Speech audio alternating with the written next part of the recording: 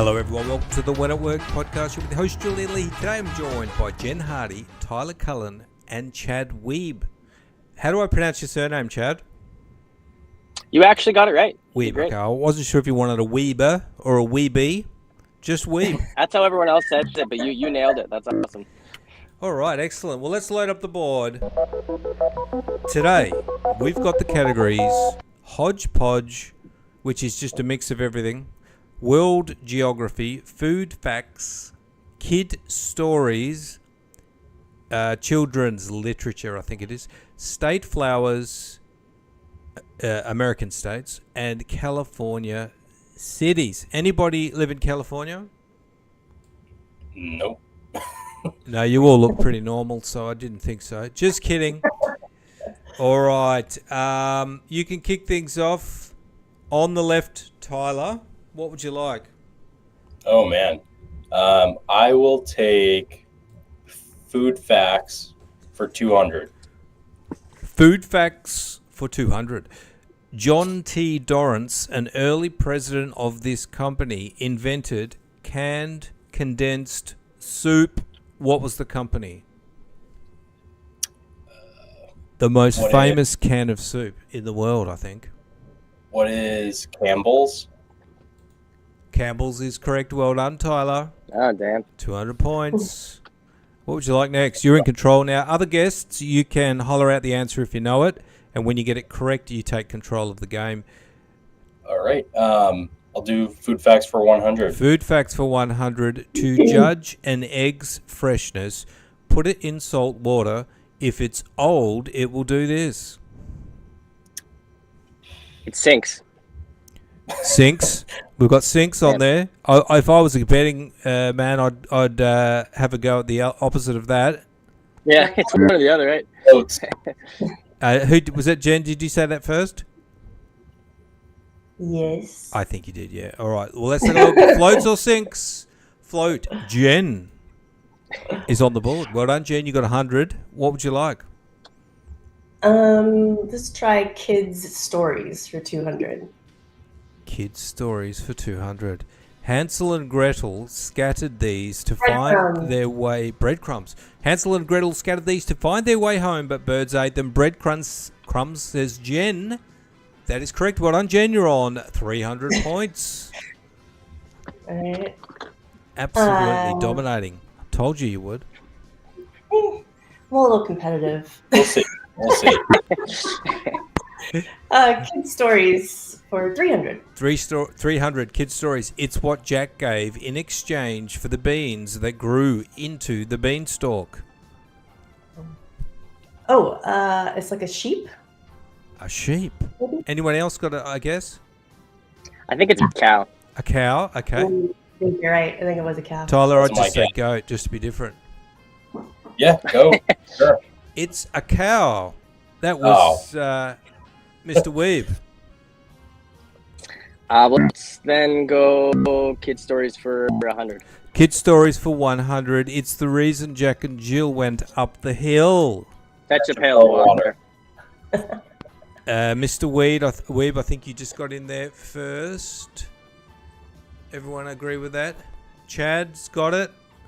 That's what it was. These days it'd be to film a TikTok video. Chad, what would you like? Let's keep it kid stories 400. Kids Stories 400. In Hiawatha, she's the daughter of the moon. Never heard of this one. Nope. None of my kids have read that one. I'm sure of it. What do we got here? We got No Comas. So this must be some book. But we don't know. Nobody knows that one. Eric, you're still in control. Well, I'll go. I was in control, and I'll go hodgepodge. For 100. Okay, 100. Hodgepodge. Yeah. She outlived 3 husbands, was kicked out of the Society of Friends, and we have our doubts about the flag. Well, that's random. Don't know what that is. The flag? Let's take a look at the answer. It is Betsy Ross. Never heard of her. Do you know who Betsy Ross is? Yeah, she made the flag. Oh, the American Oh. flag. Yeah. Oh, well Should know done, that Betsy. Good job. You're still in control there, Eric? Hodgepodge 200. 200, hodgepodge. Macy's claims to be the second largest consumer of this gas in the United States. The US government is first. Natural gas. Well, that would make a pretty exciting Macy's parade. Okay. Helium. Helium, says Jen. Helium is correct. Well done, Jen. Although I think they should use natural gas. Jen, what would you like? Let's just finish out kids' stories at 500. Kids Stories 500. The first flowers mentioned in Mary, Mary, quite contrary. You're going to have to sing it to yourself. Mary, Mary, quite contrary, sits... No, that sits on its hover. That's somebody else. Mary... I know. I can't remember the story. Mary, Mary, quite contrary. Oh, man. Does it rhyme with airy? I got no idea. Let's take a look. The answer is silver bells. Who knew? Jen, what would you like? Let's go back to hodgepodge for 300. Hodgepodge 300. Hominy is this vegetable hulled, degermed, and broken up. Some kind of corn or maize. All right, I'm going to go with corn on that one. First answer is correct. Well done, Jen. You're on 800 points. Tyler's on 200. Eric's on 400. It's a close game. Food facts 300. Food facts 300. Vincent Di Domenico of Golden Grain Macaroni Co. introduced this San Francisco treat in 1957. Oh my gosh, it's the macaroni thing. It's got to be the most famous macaroni dish. I know, like it's. Why can't I think of what it's called? My kids think it is absolutely 5-star cuisine. I can't Is think it, of K- what is it KD? I don't know. Well, I I'm just can't think of thinking. I'm thinking mac and cheese, but No, no, it's I like was wrong. What did you say, Eric? KD. Well, you keep saying my name's Eric. It's Chad, but KD. Why do I keep calling you Eric? I don't. Oh, I don't know, you've I know had an it Eric before, Wiebe yeah. actually. That's why. Okay. Sorry, and I'm a bit All good. stupid. All right, I'll call you Chad. So, did we get the answer?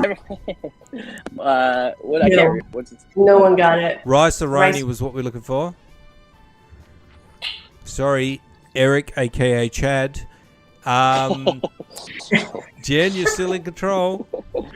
Hodgepodge 400. Hodgepodge for 400.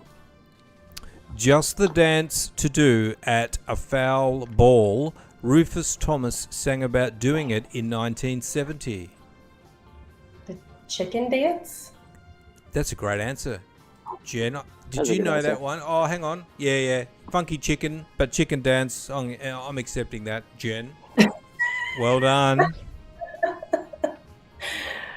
Hodgepodge 500. Hodgepodge 500. The international headquarters of the Salvation Army is in this world capital.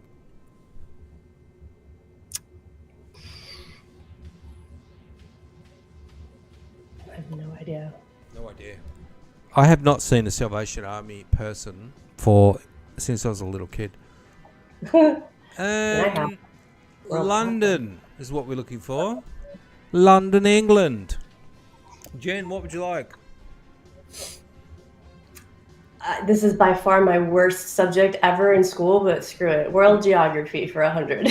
100. One of the world's best known beaches. It's in Honolulu County near Diamond Head. Diamond Head is a big mountain, I think, big rock face. One of the world's best known beaches. Okay, best known beaches. No idea. Where they do lots of surfing and all of the beautiful people come. Nope. I think it's North Shore. No, I was wrong. There's another beautiful one. Okay, here's a clue. Starts with a W. I don't know if you can read it. Hopefully it's too small. I can't read it. Nobody can read it. No luck. Tyler, nothing. Waikiki. Or Kiki. Yeah, no, I would not have known that. Yeah. Well, I didn't know either. I told you the wrong thing. Jen, you're still in control. What would you like? The food. Is that what there is? Food facts 400. Oil containing garlic can cause this type of food poisoning unless it's kept refrigerated. What type of food poisoning is it when it's kind of garlic poisoning? It must be to do with a bacteria, I'm guessing. One of the things that make you sick. Well, you got E. coli, you got, what else? Botulism. That's about all I can think of. Bacteria. Salmonella is another one. I wouldn't imagine it's E. coli or salmonella, so maybe botulism. Okay, let's take a look. Botulism is correct. Well done, Jen. Oh, wow. Process of elimination, I guess. Yeah, now you can get nice lips with that.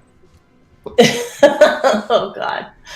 All right, let's stick with the finish out food facts 500. Food facts 500. Clifton Fadiman called this food Milk's Leap to Immortality. Milk's Leap to Immortality. Cereal. Cheese. Who said that? Oh, yeah. Let's go. Was that? Oh, Tyler, you got that. Well done, Tyler. The comeback. The comeback is on, Tyler. You're on 700.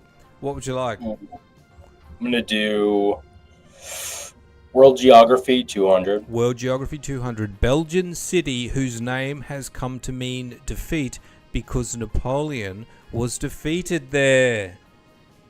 There's a city, I think, look, if it's correct, there's a city also in Canada with this name. And it sounds like another name for toilet to British people. Oh, you won't know that one. Is it like Montpellier? Mon something, okay. I need a bit more. Montpellier? That sounds good to me. I was thinking Waterloo. Oh, Waterloo is correct.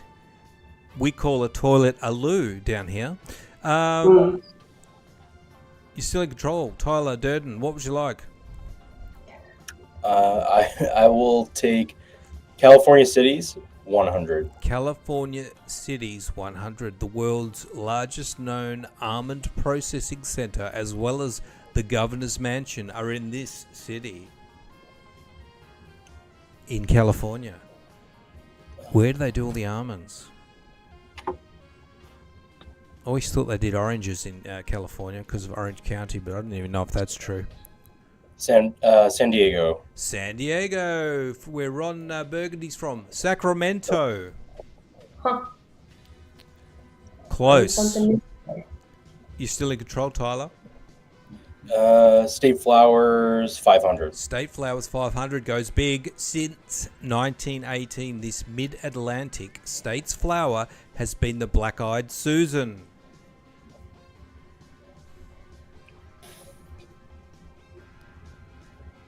Mid-Atlantic. Okay, where's the Atlantic? That's on the east coast, right? Mm-hmm. So what do you got? You got New York, you got Chicago, you got Massachusetts. I don't know if that helps. Which state? Mid-Atlantic. Somewhere in the middle. Of the Atlantic. I don't even know what mid-Atlantic means. Or do they mean, where is Hawaii? That's a state. Is that in the Atlantic Ocean, in the middle of it? Or is it in the Pacific? Probably more Pacific. Pacific. Yeah. Do I get points for that? Get points for what? Hawaii in the Pacific. Well, if it's the correct answer. Let's take a look. Maryland. Maryland, do they have a lot of cows? Who knows? Tyler, what would you like? Geography 300. Geography 300. You'll find this city near the Oregon border in the state of Washington. Portland. to the Washington that's in the state of Washington. yeah, not DC. Seattle. It'll be the one where Nirvana came from. Seattle. Good answer. Let's take a look. What does that say? Walla Walla. Have you heard of that? Is that a real? No. Is that a real I city? was born in Seattle. I've never heard of that. That sounds like an Australian Aboriginal word to me. I don't know about that. Walla Walla is a stick that they used to hit kangaroos with. Tyler, what would you like?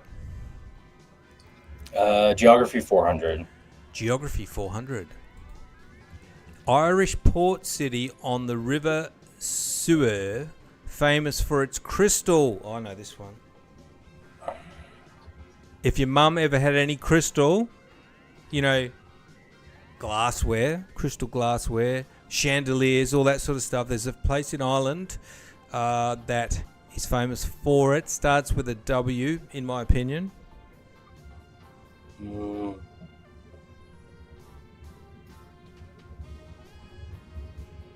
Waterford. I'm over here. I'm like, I know what this is, and I You knew cannot it. think of it. It was coming. It was somewhere in the memory banks. Tyler, you're still in control. We've got World Geography 500 left. We've got state flowers and California cities left. Let's finish off world geography. World This is what I- Geography. This mountain range, a segment of the Rockies, runs from southeastern Idaho to north central Utah. A segment of the Rockies. Told you I'm so bad at geography. Utah. Where do you go skiing in Utah? I know you can't go skiing in Utah. What is that mountain range up there called? Who knows? It is the Wasatch. Heard of that? Nope. Me either, but I'm not American, so I can get away with not knowing that one. I'm also not American. We got some. Oh man. Where are you from? I'm in Chad? Canada. Oh, you're a Canadian, a Canuck. You're going to get invaded That's right. soon, hopefully not. It'd be pretty easy. Yeah. All right, we've got state flowers and California cities left. 200. California cities. California cities 200, the oldest city in California that was founded by the Spanish. It's named for Saint Joseph. San Jose. I was going to say, but probably the Spanish version. And San Jose, was that Tyler? You said that? Yeah. Great job, Tyler. What would you like? California cities 300. California cities 300. This city zoo located in Balboa Park is one of the largest in the world. San Diego. San Diego is correct. Well done. Here comes Tyler. 1200. Jen's on 1600. Chad's on 400. California cities 400. California 400. Its name comes from the Santa Ana River and the German word for home. I got it. Forget about Santa. Just focus on the Ana part.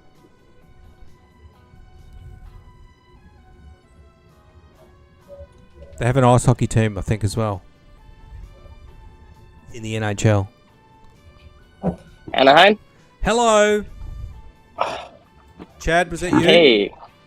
Yeah. Did the hockey help you? Being a The Canadian? hockey helped a lot, yes. That What are they was called? The Anaheim Ducks? Yeah, that's right. All right.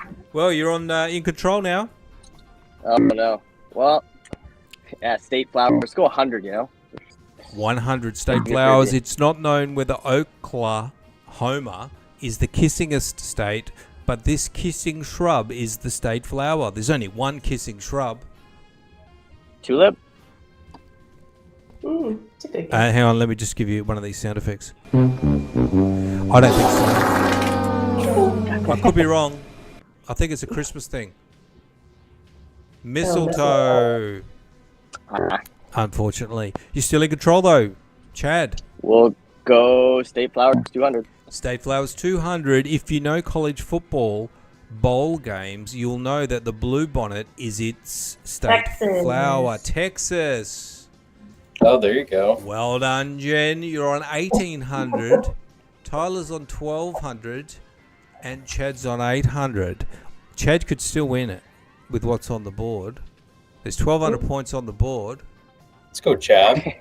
Yeah, big comeback. Tyler, you're in control though. No, sorry, Jen is. You said Texas. Jen.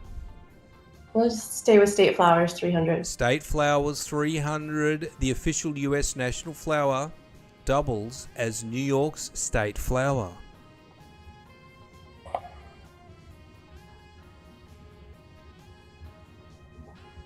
The official U.S. one. I didn't even know America had a flower. I didn't either. Daisy. Daisy. Good answer. You got to rose. just have a crack. I don't know why I want to say some kind of rose. Okay, well, you say rose. You don't get penalised for getting it wrong. Rose is correct. Jen, trusting the instinct. And rose is the England's flower as well. Interesting. Well, Jen, what would you like? We've got state flowers, California cities left.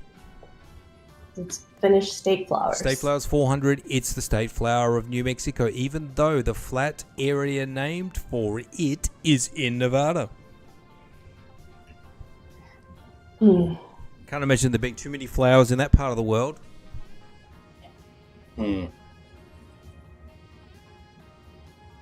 Some sort of cactus or something,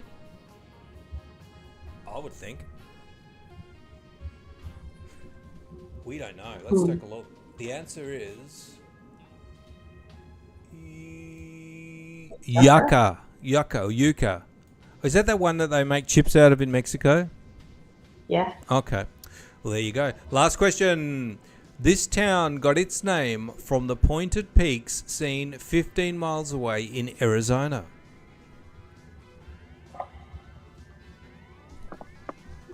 Arizona. Peaks. Twin Peaks. Is there a city called Twin Peaks? There is, but I don't think it's in California. Oh, right. It's not, oh God, what's it called? It's not Lake Tahoe, is it? Let's take a look. It is actually too small for me to read. Needles is what it's called. Well, there we go. Let's wrap it up. Well played, everybody. Tyler, 1,200. Jen, too strong, 2,100. And Chad or Eric on 800. Well done. It's Chad Wiebe, everybody. Just remember that. All right. Jen, we're going to kick things off with you because you're the winner.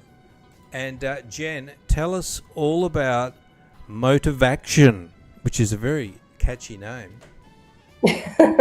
That's my business partner's name. She created it.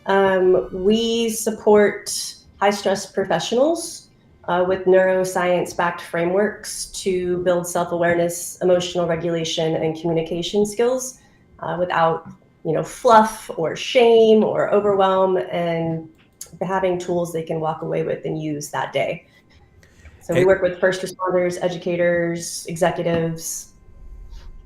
Excellent. And tell us, what is the CARES approach? CARES. I love an anagram. It stands for communication, awareness, resilience, emotional literacy, and self-mastery. And those are just our 5 pillars that we base everything within. And you talked about neuroscience. What does that mean? Are you talking about all of the chemicals and stuff involved in stress? Well, definitely, but also just how the mind works, right? It's like neurolinguistic programming would be an example, right? Understanding how our brain creates patterns, the stories we're telling, how we're creating strategies that work or don't, and how to be able to kind of dissect that and create the life we're desiring to create, not just get stuck on autopilot.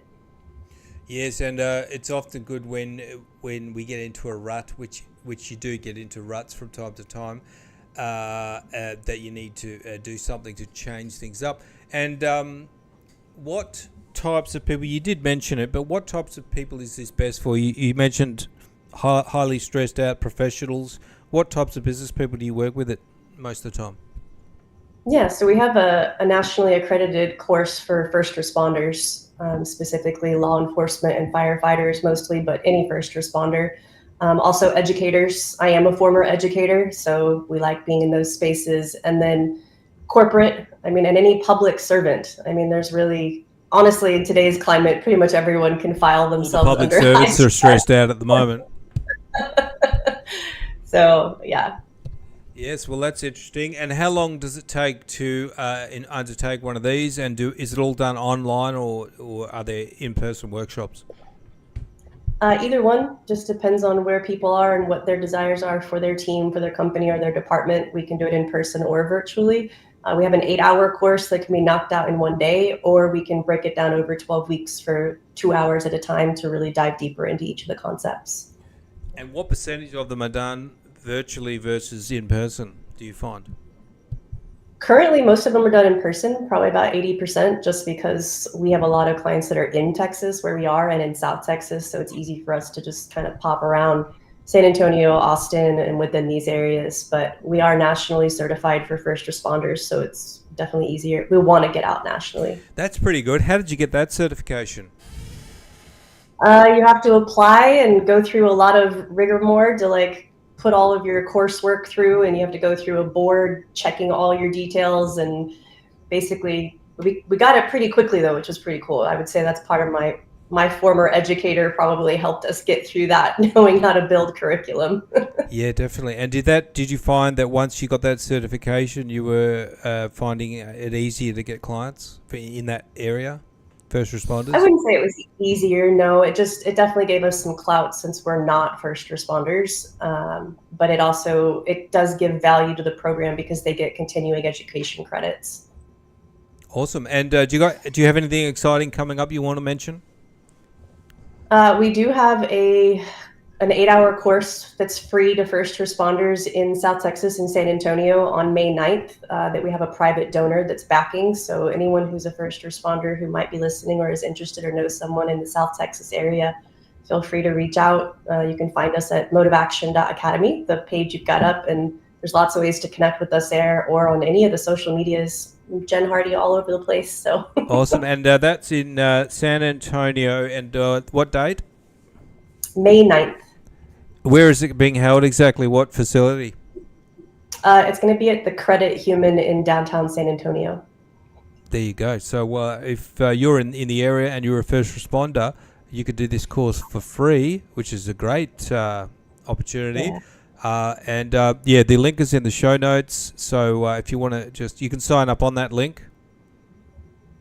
They can find information for it on Find that link, information, absolutely. And if you need to speak to Jen, you can do so. She said she's happy to take calls 24 hours a day. No. Awesome. Well, that's great. So there's some exciting stuff happening there for first responders, but also other people. If you want to learn some of the kind of brain training stuff that is very helpful to be aware of, and if you're in a bit of a rut or whatever, have a look at what Jen's doing. Thank you very much, Jen Hardy. Thank you. All right, we're going to go left and speak with Tyler. Tyler, what have you been up to? Cybersecurity, is that correct? A lot, yeah. I have my hand in a bunch of things, and honestly, I might be hitting Jen up after this because it can be a lot. But yeah, so I work with for an awesome company called Bug Crowd. They're the number one Bug Crowd, right? Bug Crowd, yeah. Bug Crowd, yep. Number one crowdsourced security firm. So we do bug bounty programs and penetration testing and responsible disclosure or vulnerability disclosure programs. How do the bounties work? So a company will come to us and basically they'll create a reward pool, and that goes and gets divvied out to our security researcher community. BugCrowd has hundreds of thousands of security researchers all around the globe, and if a company wants to better their security and be proactive, they can work with BugCrowd. We basically do all of the validation and triage with the bounty program. So you're the company's talking to a hacker community, um, and yeah, it's really cool. A lot of different avenues for people to make money as well, because it's kind of like if Uber or Lyft met, cybersecurity. Yeah, crowdsourced aspect to it. So it allows you post like the bounty up, and then people will try to break into the system or find weaknesses in the system. And what types of Yeah. companies generally do you work with? It'd be more the larger ones, I'd imagine. Well, so my team actually handles the small businesses. So if you're a small business in Northern California, I also work with folks in Oregon and Hawaii, Alaska. So I think actually that's probably why I got a few of the California cities categories, because that's in my wheelhouse. But I mean, Bug Crowd as a whole, we work with some pretty major companies as well, and those are listed on our website. And um, yeah, a lot of it ranges because everyone needs some sort of level of security. So small businesses, medium size, any type of industry, really. Like it's really about connecting people who are security minded, and they want a little bit extra of a push than what they might already be getting. And Yeah, because there's a lot of companies that do cybersecurity, but not many of them will do this type of bug bounties and penetration testing, where you really put the system to the test. It's really the only way to be properly secure, isn't it? yeah, I mean, being able to basically, like, I mean, anytime you put a dollar sign on something, people are gonna like be way more motivated to go after these potential vulnerabilities within these companies. And it's a great way to incentivize being more secure for these companies, and for our researcher community. If anyone is listening, we really appreciate all of the work that those guys do, because it's not always easy. And yeah, you can have the opportunity to get paid and all of that, but it's really about being a good cyber citizen, and that's the value that both our clients and our researcher community share, which is really cool. And how often do companies need to undertake this type of, serious testing?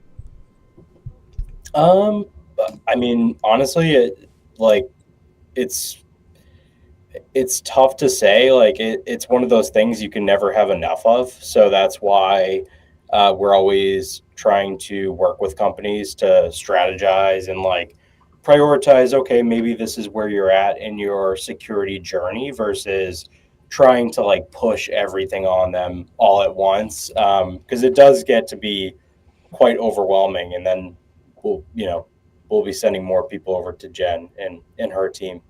Um, so Awesome. Well, that's great. And so I guess people out there, if you want to reach out to Tyler, and maybe you're a researcher and you want to get involved in kind of ethical hacking and bounty, hacking contests or whatever you call them. And if you are a small or medium business and you want to get serious about cybersecurity, have a chat to Tyler. I think I've got his LinkedIn in the show notes. Have you got anything coming up, Tyler? no, I mean, I would just say that I'm always willing to help people out. I do my master's program in business, so I'm always willing to help out with business ideas, tutoring, consulting with the security side of things. I have my own Etsy shop that I run on the side, just a bunch of different things. But I think the biggest thing that I would point people towards is just connecting with me on LinkedIn. I love to connect with new people, talk to new people, and you never know who you're gonna run into, or maybe there's a mutual connection, or maybe it's someone that you connect with down the road, and they remember me from this show, or maybe they work in an industry that is parallel to mine. So it's really cool to connect with new people, and hit me up. Wonderful. Well, thank you very much. That's Tyler Cullen from Bug Crowd. Thank you, Tyler. Thank you. All right, let's pop over to Chad Wiebe now, the Canadian. Now, Chad, you've done lots of stuff. You were a salesperson to start with, is that correct? Yeah, like I guess mine's a little bit different because I'm still actively doing my day job, and the business we're growing and building in the sales world is going really well. So at the same time, I'm just looking to take on individuals and bring on sales coaching, and so just looking for people that are wanting to make more money. And honestly, I'm not a business I'm trying to start just now. It's just a passion project. So people that are in a sales role that are average or starting out or just want more. I want them to reach out to me on Instagram, TikTok, Facebook, and I just want to schedule a few Zoom meetings and see if I can't increase their income. And the only thing I'm asking is for testimonials. I've helped a lot of people do it in my life, and just looking to progress that. And there's sales and there's sales. You've done, like a massive amount of sales. Tell us about some of your experiences and what you were selling and how much of it you sold.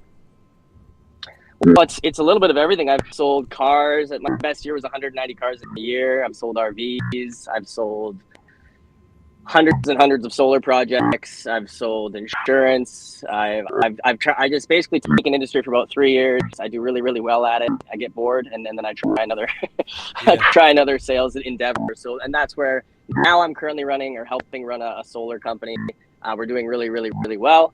So just at the end of the day, I've done a lot of the industry, so now I want to take on individuals and see if I can't make them replicate what I'm doing. So again, not even looking to charge for the service, just want to take people that actually want more and see what we can do. Yeah, it's a great idea, and sales is just one of those. It's like black magic. You can definitely learn a lot about it and improve a lot. There are people who are just naturally good at it, like Chad, but you can definitely improve even if you're not straight off the bat a superstar. And, Chad is speaking to people and just kind of helping people at the moment who are wanting to learn how to improve their sales skills. And my guess would be, Chad, that you're looking to develop a sales coaching program down the track. Is that correct? That's right. Yeah, just want to right now get a few 10 people that make a big difference in their lives, and then I will take from that and build a company off it. But for now, it's going to cost money down the road. I'll tell you that much. Yeah, yeah, absolutely. If it's someone listening, this is a good opportunity because Chad is currently working in the industry in sales. He's not looking to sell anything per se, and it's rare that you can get help from somebody who's very good at something. This is a good opportunity. So any of you out there in sales, Chad, and how are you doing it? Are you doing Zooms or what? Yeah, I'll be scheduling Zoom. So if whatever social media platform I basically just want to set up a one-to-one call, make sure that you're actually interested and accomplish something. And when I find that, the light in the eye, I believe you. We'll set up probably weekly or twice a month Zooms where I'll take an hour out and we'll role play stuff. And I want to hear your goals and we're going to get you there. Yeah, it's awesome. And any of the people out there in sales, you should be jumping on this. This is a great opportunity. It's always good if you are in sales. You've got to really improve your skills. So that's great, Chad. Chad Wiebe, get in touch with Chad. I've got his... I don't have any of your stuff because I couldn't find it on Podmatch, but you'll be able to find your LinkedIn, I'm sure. Sales Psycho on TikTok. It's Sales Psycho. My name is my Instagram and my name for Facebook. Sales Psycho. I'm pretty sure there's no one else with that handle. Awesome. Well, thank you very much, Chad Wiebe, and thank you to all of my other wonderful guests, Jen and Tyler. Thanks, guys. I'm going to wrap things up. See you next time. Thank you, Julie. Thank you.